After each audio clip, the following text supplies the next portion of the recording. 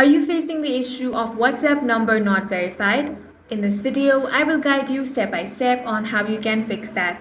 Now, the first thing you want to do is check your phone number and your country code. Make sure that both of them are accurate. Next thing you want to do is ensure you have a strong signal or Wi-Fi connection. Do not use a VPN or call blocking app while verifying. Now you want to wait for the SMS code, then enter it exactly as received. If the SMS does not arrive, tap on call me and enter the code from voice call. Make sure your device's date and time are set to automatic. To check, you want to open up your settings.